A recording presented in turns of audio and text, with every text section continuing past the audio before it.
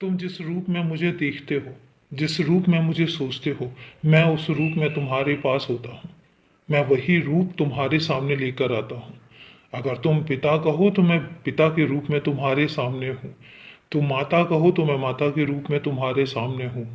तुम भाई, बंधु, सखा कुछ भी कहो, मैं उस हर रूप में तुम्हारे सामने होता हूँ। तुम्हारे भाव मन के जैसे होते हैं, वैसा ही मेरा मन तुम्हारे सामने आकर प्रकट होता है। मुझे तुमसे रिश्ता चाहिए। तुम किस रिश्ते में मुझे मानते हो, तुम किस रिश्ते में मुझे अपनापन देखते हो और मुझ में अपने आप को देखते हो। एक बात याद रखना कि मैं तुमसे अलग नहीं हूँ। मैं तुम्हारा ही प्रतिबिंब हो सकता हूँ, क्योंकि तुम जिस रूप में मुझे देखोगे मैं उस रूप में तुम्हारे सामने प्रकट होऊंगा। मैं कभी कभी तुम्हारे सामने खुद तुम्हारे तरह प्रकट होता हूँ और तुम मुझे देखते भी हो। मैं तुमसे एक बात और कहता हूँ, मुझे तुम्हें ढूंढने के लिए कहीं और जाने की ज़रूरत नहीं पड़ेगी। जब जब तुम मुझे महसूस करोगे, जब जब तुम मुझे याद करोगे, मैं किसी ना किसी रूप में तुम्हारे सामने आ जाऊंगा। याद रखना, तुम मुझे कहीं भी नहीं ढूंढने जाओगे और ना ही तुम्हें इतनी मेहनत करनी पड़ेगी। तुम्हारे मन का भाव, तुम्हारे मन का समर्पण, तुम्हारे मन की लगन, बस ये चीजें ही तो हैं जो मुझे तुम तक, तुम्हारे पास तक आने के लिए मजबूर कर देती हैं।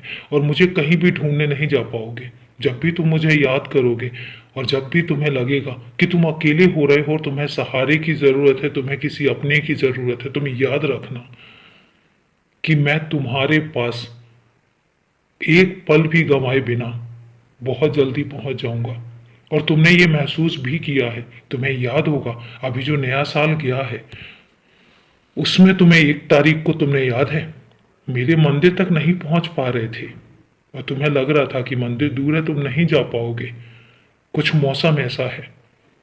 और तभी तुमने देखा होगा कि मैं तुम तक पहुंचा था। कैसे पहुंचा था ये भी तुम्हें पता है। फिर तुम कैसे सोच सकते हो कि मैं तुम्हारे बारे में नहीं सोचता हूँ, मैं तुम तक नहीं पहुंचता हूँ। मैं तुम तक तब तक पहुंचता हूँ जब तक तुम मुझे बुलाते रहोगे। तुम्हारे मन के भाव ही ये निर्धारित करते हैं कि मुझे तुम्हारे पास होना चाहिए या नहीं होना चाहिए। तो इसलिए तुम अगर ये सोचते हो कि मैं तुमसे नाराज हो जाता हूं, तो बिल्कुल नहीं होता हूं।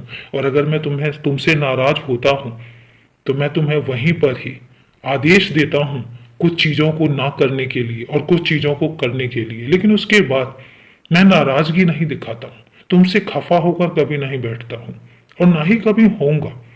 क्योंकि खफा होना, नाराज होना, ये हम दोनों की आदत में है ही नहीं। न तुम मुझसे नाराज होते हो, न मैं तुमसे नाराज होता हूं और ना ही कभी ऐसा मौका आएगा।